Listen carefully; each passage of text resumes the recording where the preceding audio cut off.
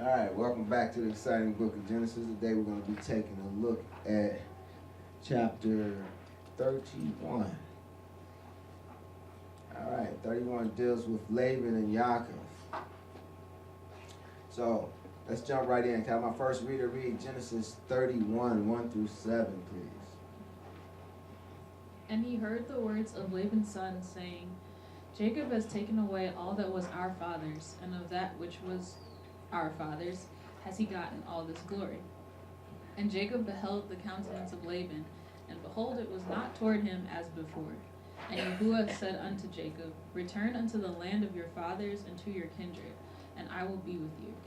And Jacob sent and called Rachel and Leah to the field unto his flock, and he said to them, I see your father's countenance, that it is not towards me as before, but the Elohim of my father has been with me. And you know that with all my power I have served your father. And your father has deceived me and changed my wages 10 times. But Elohim suffered him not to hurt me.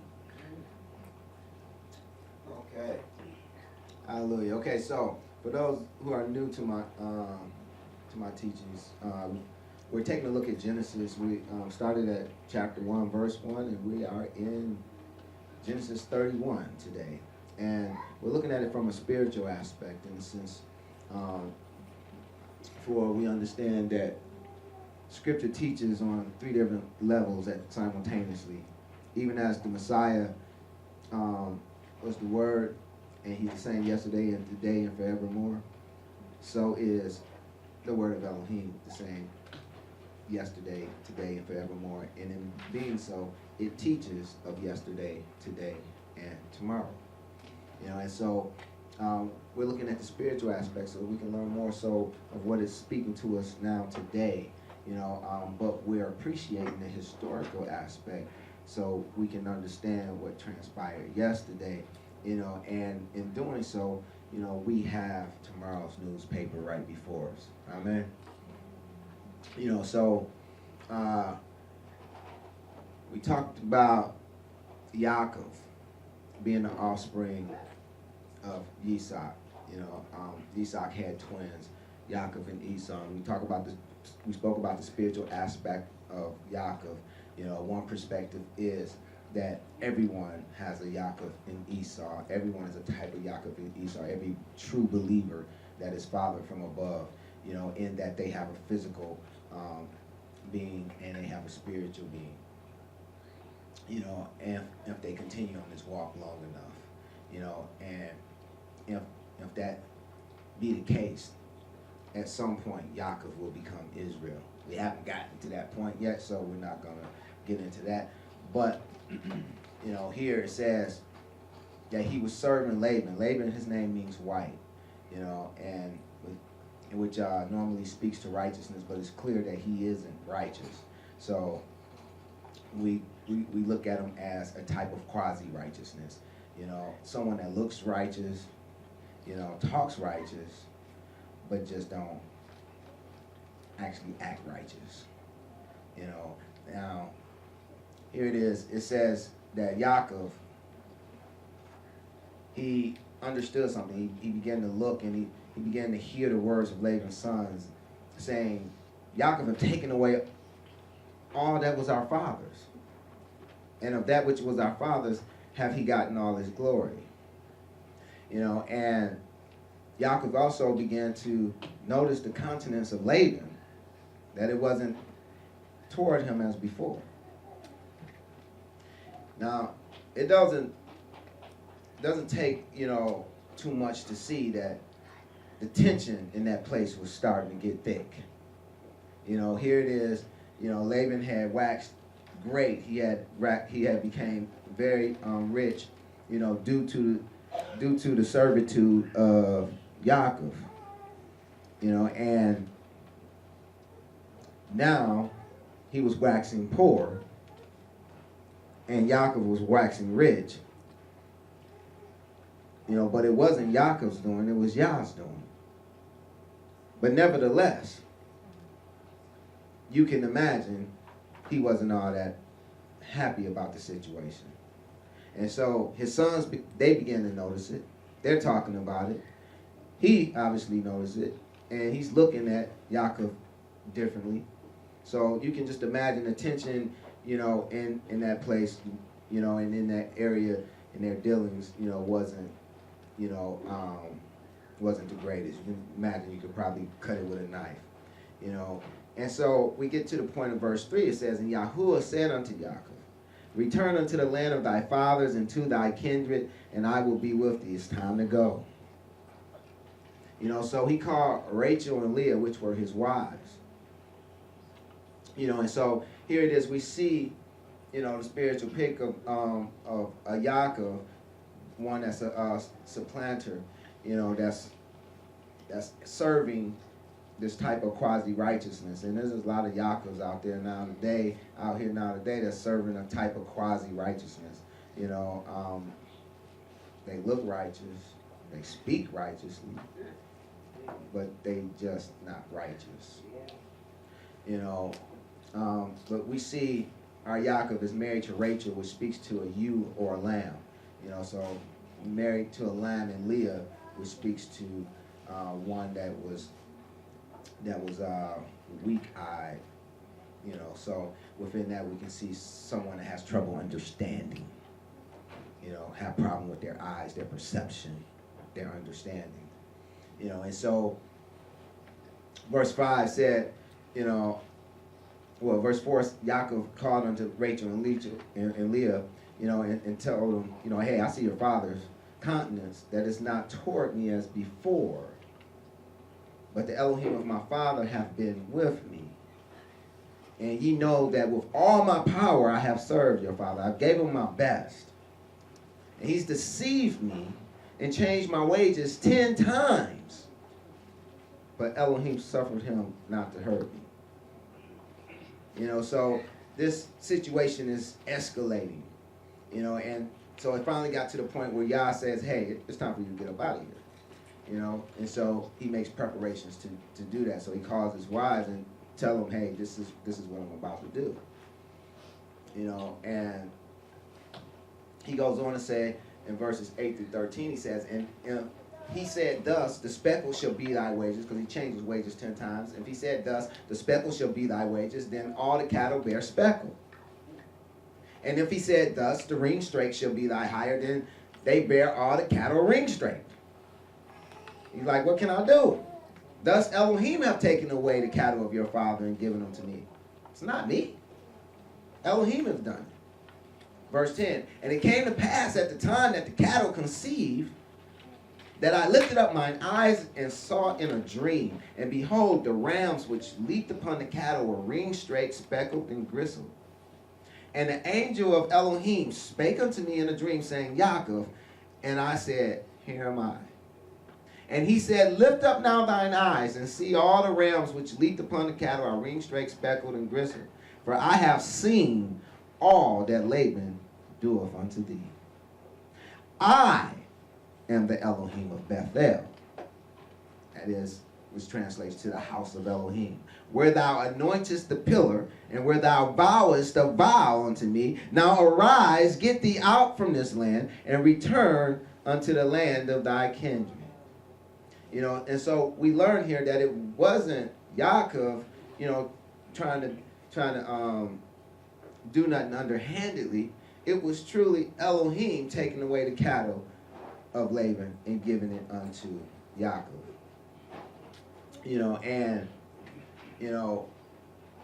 He'll do likewise in our lives as well, if we act righteously.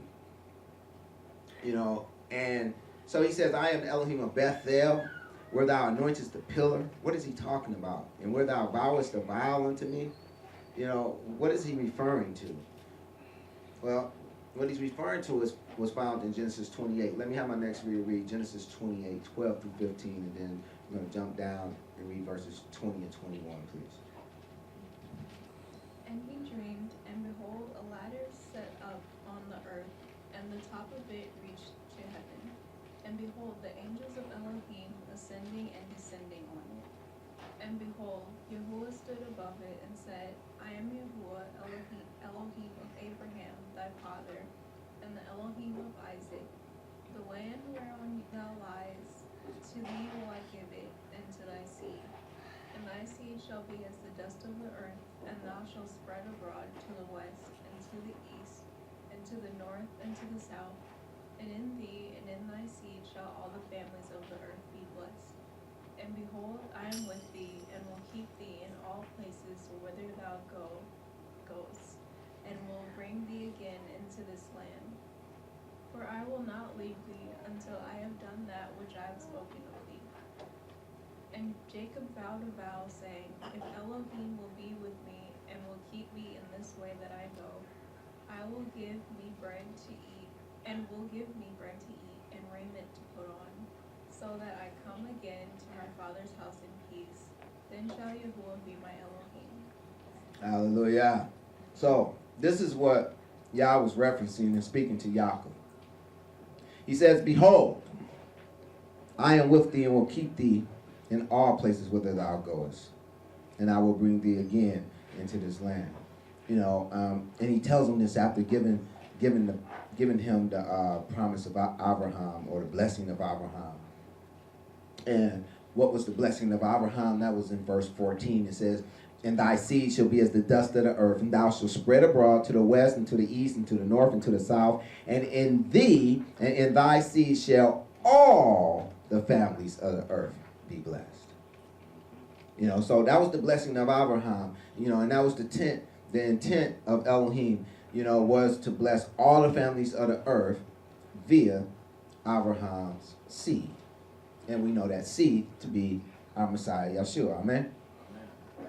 Okay, so now we see in verse 20, even though Yah put forth this proposition, or put forth this promise, Yaakov vowed a vow, saying, If Elohim will be with me, and will keep me in this way that I go, and will give me bread to eat and raiment to put on, so that I come again to my father's house in peace, then shall Yahuwah be my Elohim. That was pretty gutsy, wasn't it? Here it is. Yah is, giving him the blessing of Abraham, and, and let him know, hey, I'm the Elohim of your fathers, of Abraham and of Yitzhak. But Yaakov,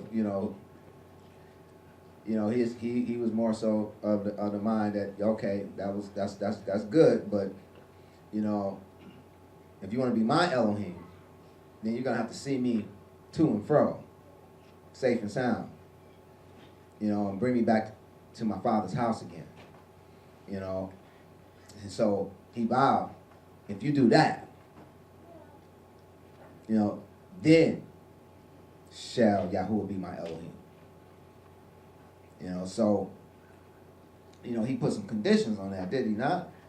But Yah was okay with that. And we see that he's actually referencing this incident in verse 30, chapter 31, and he referencing them because he called that place Bethel during that time, because he said it was the house of Elohim.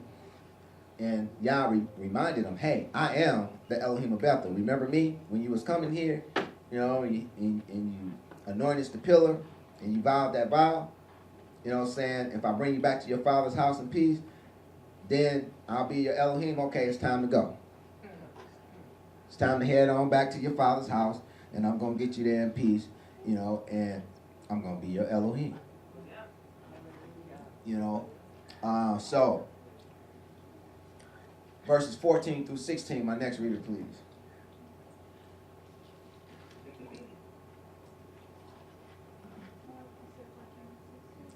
Yes, verses 14 through 16 of Genesis 31.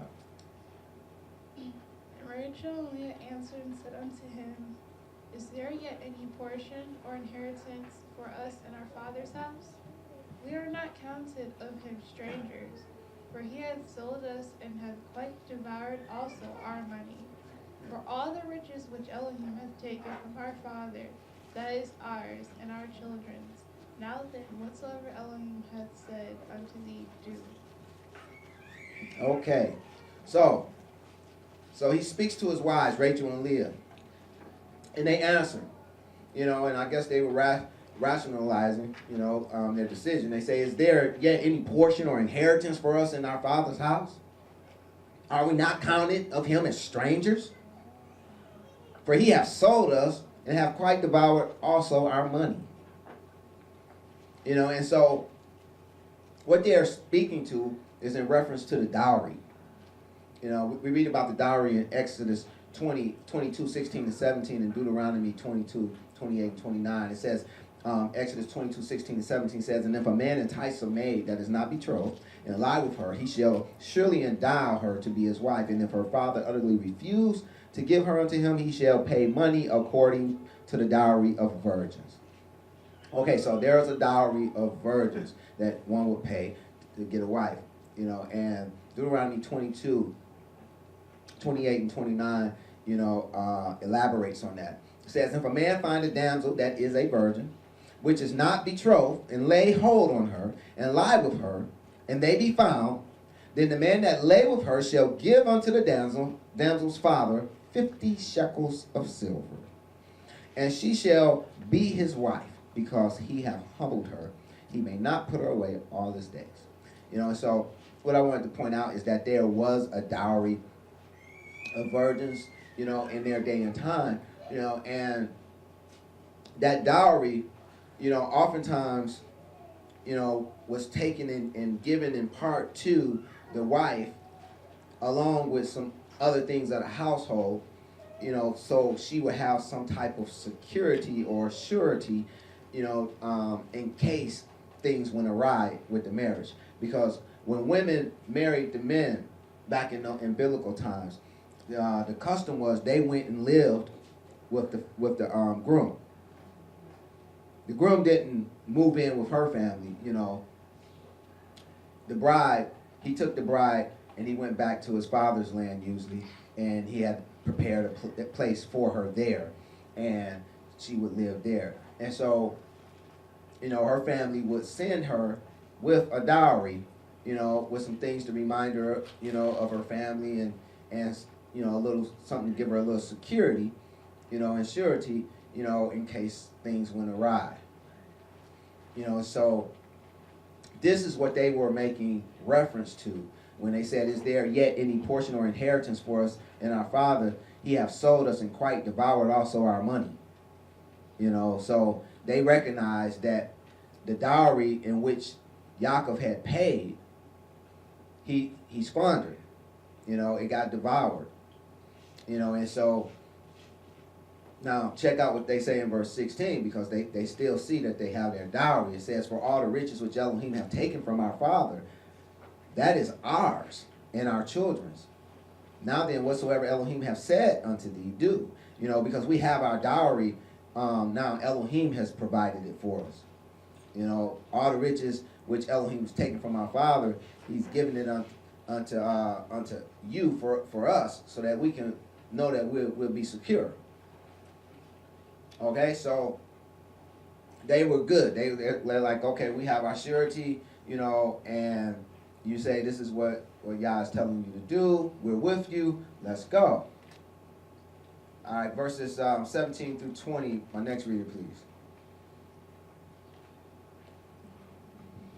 Then Jacob rose up and set his sons and his wives upon camels, and he carried away all his cattle and all his goods which he had gotten, the cattle of his getting which he had gotten in Padanaram, for to go to Isaac his father in the land of Canaan.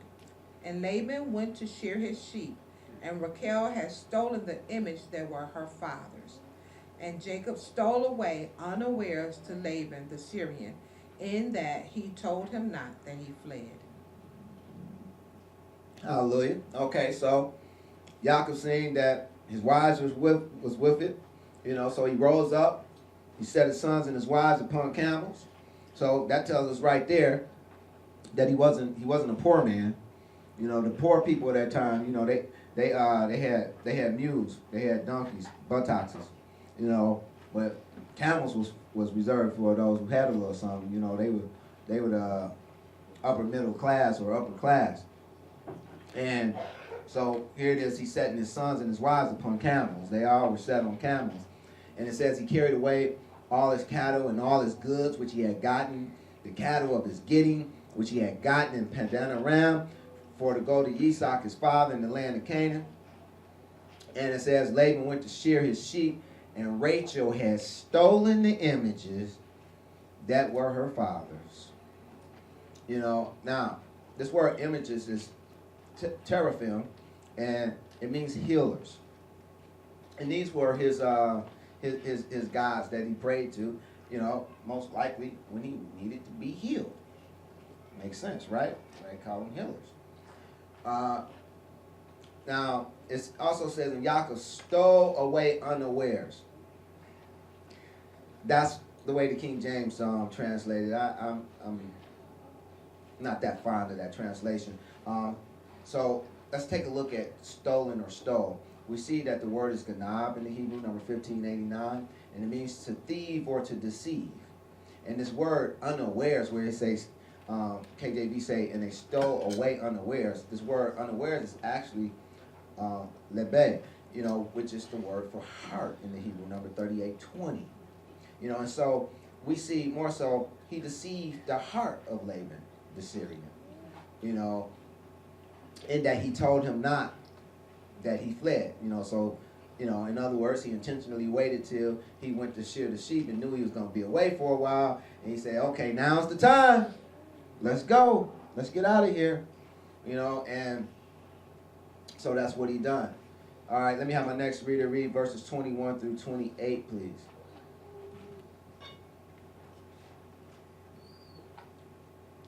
So he fled with all that he had, and he rose up and passed over the river, and set his face towards the Mount Gilead. And it was told Laban on the third day that Jacob was fled. And he took his brethren with him and pursued after him 7 days' journey. And they overtook him in the Mount of Gilead. And Elohim came to Laban the Syrian in a dream by night, and said unto him, Take heed that thou speak not to Jacob, either good or bad. Then Laban overtook Jacob. Now Jacob had pitched his tent in the mount, and Laban with his brethren pitched in the Mount of Gilead. And Laban said to Jacob, What hast thou done that thou hast stolen away unawares to me, and carried away my daughters as captives, taken with the sword? Wherefore didst thou flee away secretly and steal away from me? And didst not tell me that I might have sent thee away with mirth, and with song, with tabret, and with harp? And hast not suffered me to kiss my sons and my daughters. Thou hast now done foolishly in so doing. Hallelujah. Okay, so it says that he set his face toward Mount Gilead. Gilead means heap of testimony. And verse 23 said he took his brethren with him. And it says in verse 22 that it was told Laban on the third day that Yaakov was fled. Yeah, he came back after the third day. Somebody told him, hey, your son-in-law, and he got your wives, and they took off on you, and so he gathered up his brethren, and ran them down, and caught them after 7 days' journey. Overtook them in Mount Gilead in this heap of testimony. And it says in verse 24 that Elohim came to Laban the Syrian in a dream by night, and said unto him, Take heed that thou speak not to Yaakov either good or bad. I pray that you see the lesson in this. When you walking in the will, way, and purposes of the Most High, you don't have to worry about no enemy on the planet. You don't have to worry about no enemy in the flesh or no devil in Hades. Amen. He will look out for you. And even though I'm sure it was in Laban's heart to do something that was not going to be look good for Yaakov, Yah came to him in a dream by night and let him know, don't say nothing good or bad. He with me.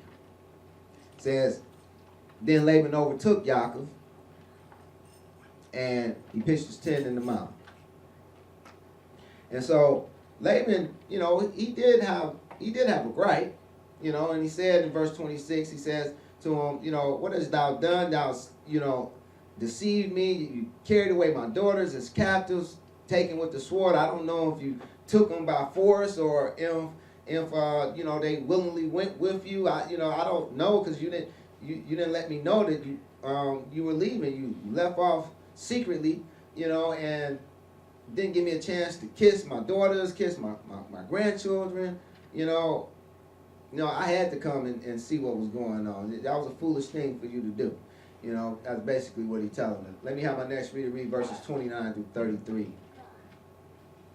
It is in the power of my hand to do you hurt. But the Elohim of your father spoke unto me yesternight, saying, Take thou heed that thou speak not to Jacob neither good or bad. And now through thou wouldest needs be gone, because thou sore longest after thy father's house, yet wherefore hast thou stolen my gods? And Jacob answered and said to Laban, Because I was afraid, for I said, Peradventure thou wouldest take by force thy daughters from me.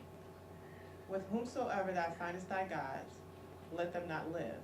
Before our brother discern thou what is mine with me, and to take it to thee. For Jacob knew not Rachel had stolen them. And Laban went into Jacob's tent, and to Leah's tent, and into the two maidens the two maidservants' tent, but he found them not. Then he went out of Leah's tent and entered into Rachel's tent. Hallelujah. Okay, so here it is. You know, he's letting them know in verse 29, hey, it's in the power of my hand to do hurt to you. You know, I can hurt you if I wanted to. You know, but the Elohim of your father spake to me yesterday. You know, and saying, you know, take heed not to speak to you either good or bad. You know, that's the only thing that's saving you is your L. You know, and it's a lesson to be learned there, because, you know, when we come through, you know, we need to understand that, you know, the only thing that's saving us is our L. Hallelujah. You know, and, you know, so many of us, you know, we have to work for a living. Yes. You know, and, you know, we have to do this, that, and the other, you know, but we do so with the wrong mindset. You know, here it is, you know, like if we were in this situation, after it was said and done, we'd probably say, man, we were lucky. You know, but there was no luck in it. You know, luck is not even something that occurs in Scripture. You know, it says, but Elohim intervened. You know, and so that's the mindset that we have to acquire, and the mindset that we have to hold on to as we go through life. We have to know that our El is interceding on our behalf. You know, we have to understand that. We have to give the credit and the honor, you know, where it's due. It's not luck's fault, you know, that you got away, or that things worked out in your favor. No. It's due to Yah. You know, so we have to begin to see things as it is, you know, and just because Ford, GM, or Chrysler gives you your paycheck, don't get it twisted. That's still Yah providing for you. Amen? You know, so we have to have a proper mindset when we're walking this thing out. Now it says in verse 30, it says, and now though thou wouldest needs be gone, because thou longest after thy father's house, yet wherefore hast thou stolen my gods? See, now, this was a problem, you know, because, you know, usually those gods, they were worth something. You know, oftentimes they were made of silver or gold, you know, but even if they were wood, they had a type of value to their keepers, right? You know, and so he said, hey, you stole from my house, you know, which, you know, is something that's going to perturb Yaakov. You know, he's like, I'm not a thief, you know. And, you know, Yaakov answers him and say, hey, you know, I thought you would take your daughters from me, you know, and then he says something, and there's a lesson to be learned here, you know, and even as we're told in the book of James, the power of life and death is within the tongue. You know, you have to watch what come out of your mouth, even more so when you're Yah's. You know, when you're Yah's, when you're a child of the Most High, when you're serving Him, when you're His servant, you really have to watch what comes out of your mouth. The power of life and death is within the tongue. Now, this is his beloved Rachel is the one who took the guys. He doesn't know it. But what does he say? With whomsoever thou findest thy gods, let him not live. And it says, you know, for he didn't know that Rachel had stolen him. See, but whether he knew or not knew, see, we as believers have to learn to watch our tongue. We have to learn to know that the power of life and death is within our tongue. You know, even more so, especially when we're serving Yah. You know, so he says this, and just take that and put it on the shelf, and we're going to take it off the shelf. You know, maybe in another week or two.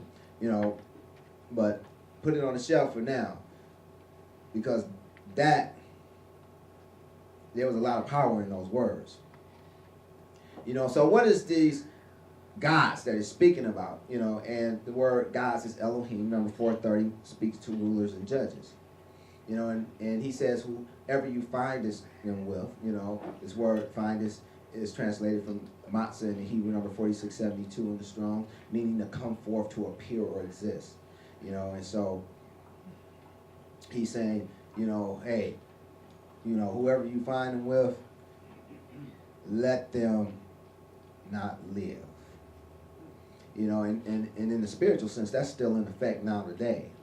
You know, those who are in whom, you know, take the one who has this quasi-type righteousness and begin to serve their gods and take hold of their gods, you know, they begin to appear or exist in their life.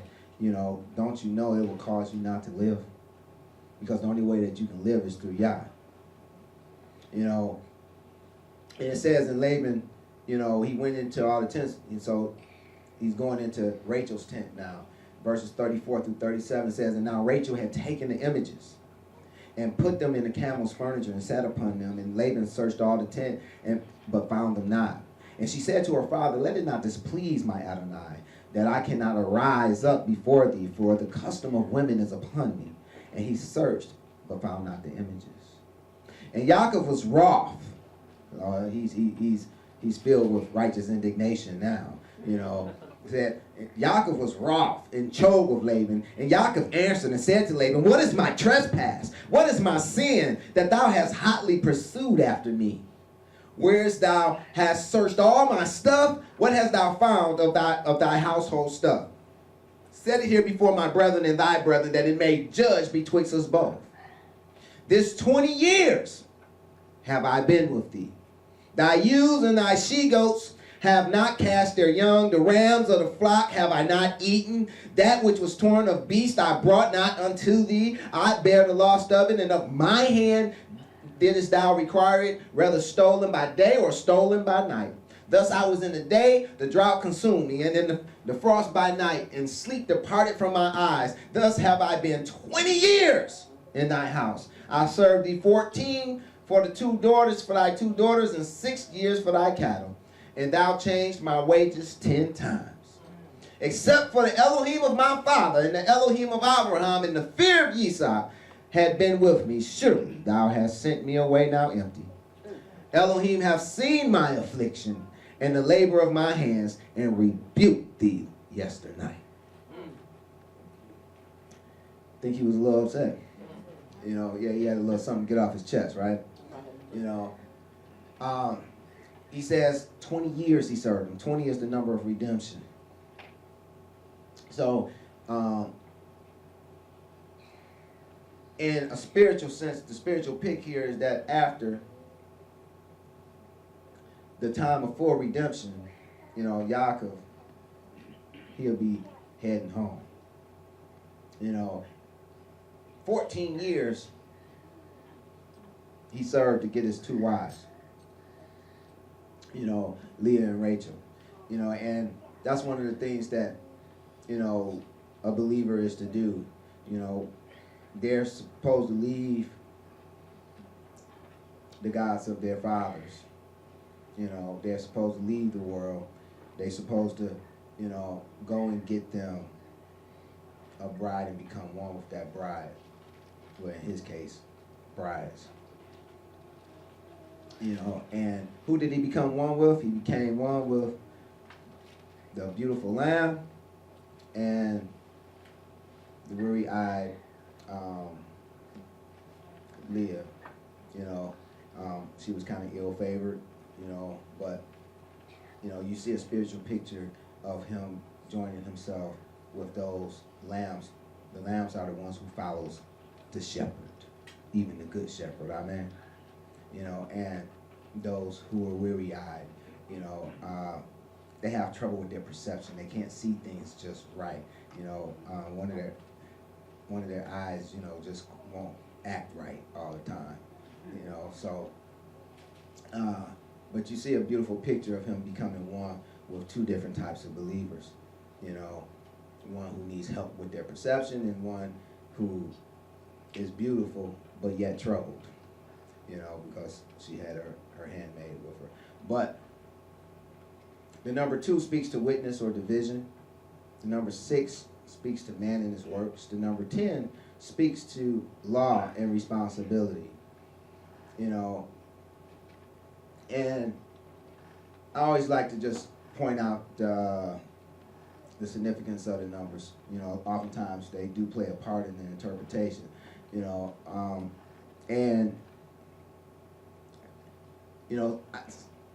People sometimes ask me, where do you get that information from? And there's been people who've done studies on scriptural numerics.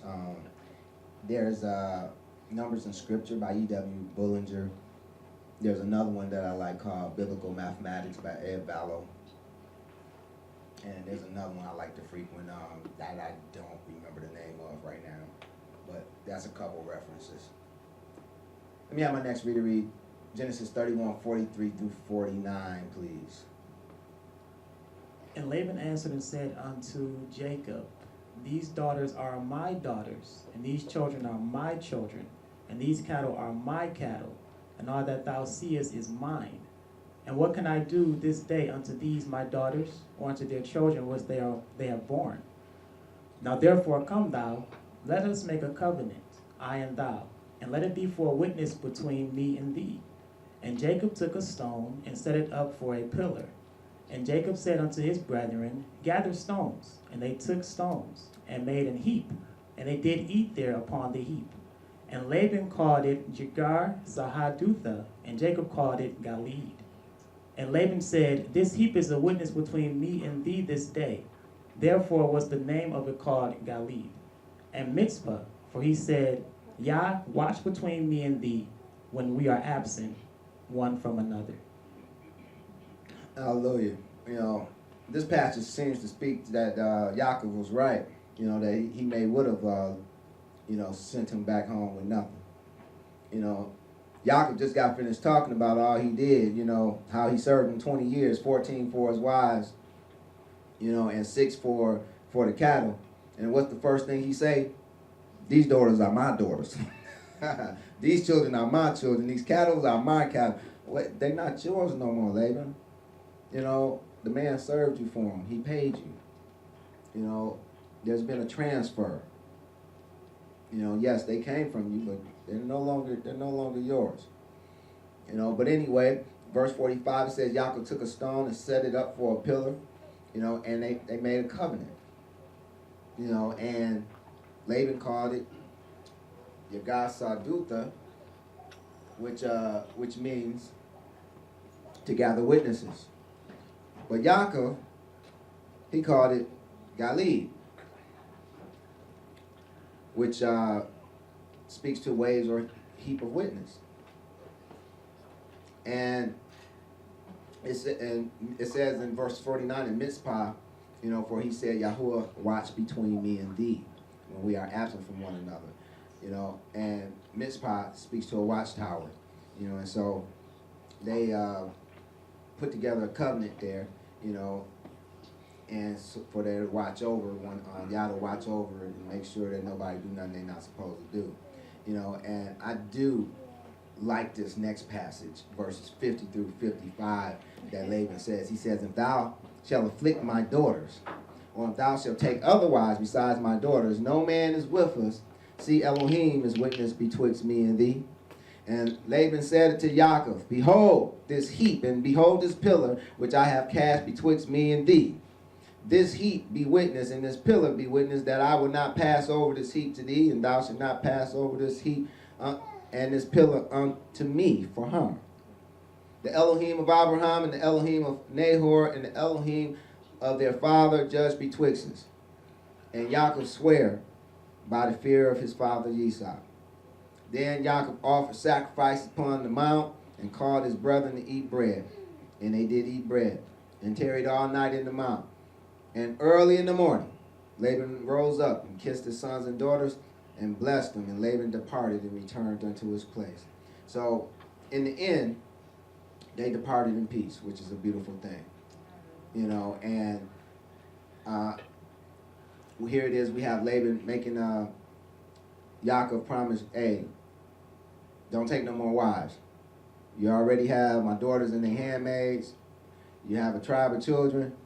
You know, don't take no more. You know, just see to them. Make sure you do right by them. You know, and sounded like a true father, right? You know, and so Yaakov swear by the fear of his father Yitzhak to this. You know, and they offer a sacrifice, and they ate bread, and that was that. Well, that's all I have for you today. Pray it was a blessing. Next week we'll get into chapter 32.